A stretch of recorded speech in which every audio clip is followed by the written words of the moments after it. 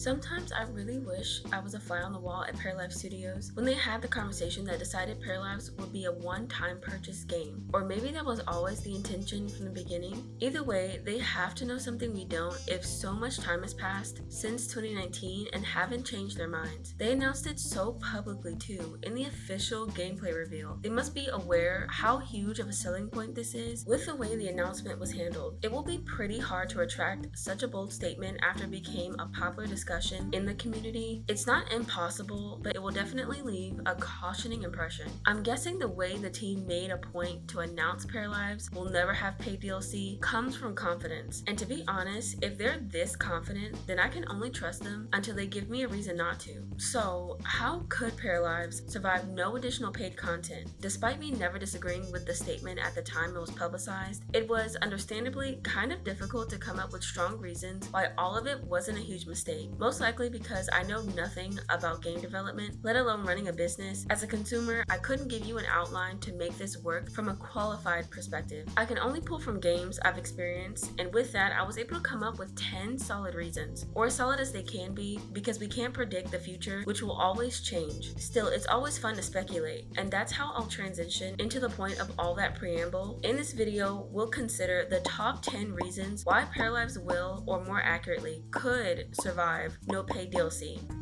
Number 10. First impressions are everything, and the choices behind promotion for Paralives is a great place to start. A concept I thought would be really cool is taking the expression free expansions literally. Who knows how much the team will grow from now until the full release? So the updates we receive might not have as much content as we know an expansion to have, but the quality of that content will always make up for its quantity. Wouldn't it be cool to have 2 major updates per year that collected all the smaller updates in one cohesive theme? For example, imagine a free expansion with the main theme of seasons. I believe weather will be coming in the base game, but this update will be a great justification to add more ways to enjoy seasons with your pairs, family, and friends. And why not throw in all the quality of life features they worked on since the last update into the one expansion for an extra bonus? I would even say these theme updates deserve their own press run with a full trailer and fancy name. Instead of update 1.5, think Paralives Equinox update or update Equinox. And just imagine the hype for a new expansion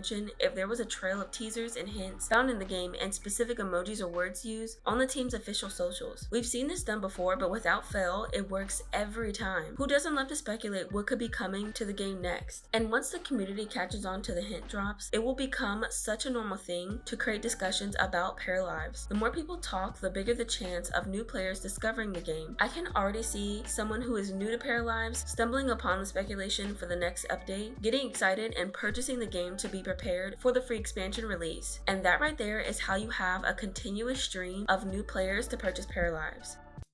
Number 9, a strong community is better than a bigger one. Paralives has got to make sure their core audience trusts them and their decisions. This is critical for the game's life expectancy. Expectations have to be set early on and be made very clear of what Paralives is capable of, and that's through all things such as gameplay and promotions. This can be accomplished with transparency. Reasonable communication should come from the developer so the player can understand the creative decisions or changes that could happen. Just think if they did have to retract the bold statement of never having paid DLC. There will be disappointment, yes, but I think most people can be fair if an understandable justification for the change was given to the community. This could also tie into Paralives Studios keeping their promises. Patterns are the best way for an outsider to look in and understand motivations that aren't made clear. Misjudgments can be easily forgiven if it's a rare occurrence for the team to go back on their word. Trust from the community will encourage players to stick around long enough to keep speculation active, and we now know more community-made press means more game sales, in theory. Remember, I know nothing about running a business or sales, just a gamer, not a professional.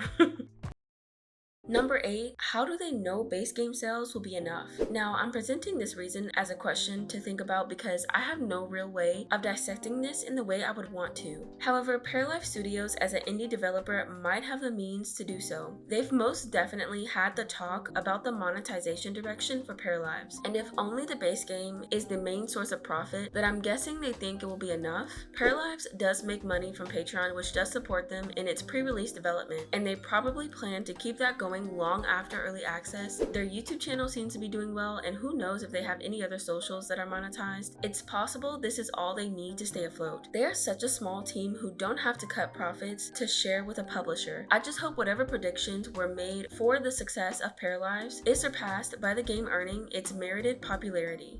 Number 7. No paid DLC is such a huge incentive. It will be less difficult for people to invest into a one-time payment experience and continue to get free updates to the game. Advertising this is big for competition, but especially to those who are accustomed to paying a little more than what they would like for a well-rounded experience. I think players have had enough with overspending for a full game or being promised one thing to only be let down by a dishonest change in the game's monetization. Knowing you only pay for the base game and you get that with years worth of content added will be an appealing incentive. However, the incentive to new players is dependent on the reputation of Paralives and how good the game is. Free updates won't do much when playing if there's no real engagement to keep you hooked. A good reputation means more praise for Paralives, where positive attention will entice people to give the game a try. The low investment risk of only paying for the base game makes that decision a lot easier.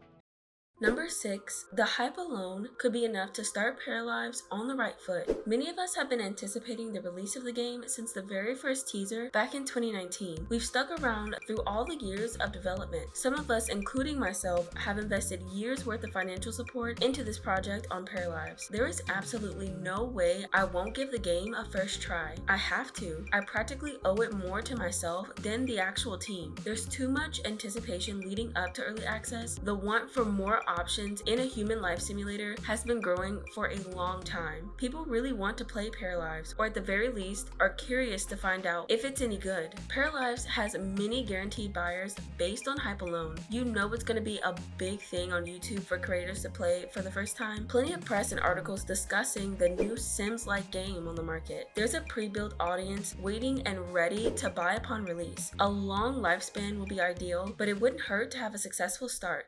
Have you ever considered additional paid content is not the only way they can support themselves? What about alternatives that don't require putting gameplay behind a paywall? They can look into sponsors or partnerships. I'm not sure how that would work for a video game. I think most developers would just sign with a publisher, but I will be the first to plead for them not to. Please. It wouldn't be the end of the world if they had an established company to help them out, but I would prefer just to see the developer's vision for Paralives without input from a corporate entity.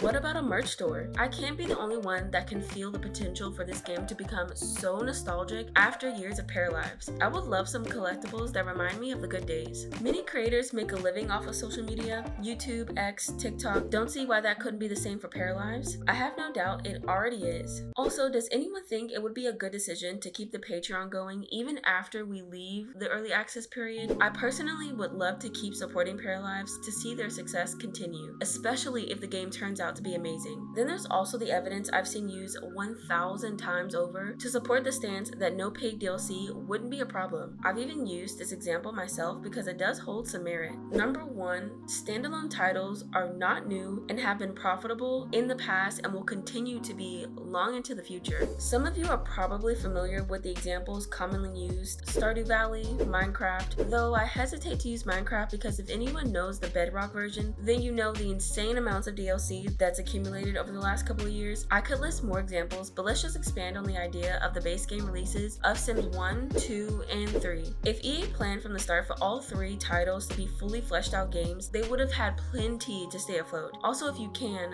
think outside of life simulation. So many gaming companies develop standalone games that are meant to be played as a full experience. They release, then move on to the next project. There are plenty of real life instances where games have survived not having paid additional content, and Paralives won't be the last to do so either.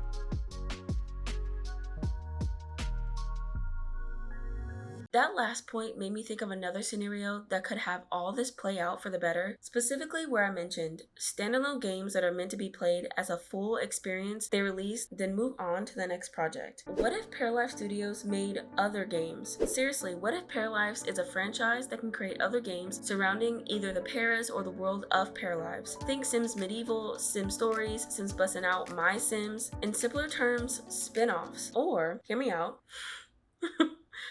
Paralives 2?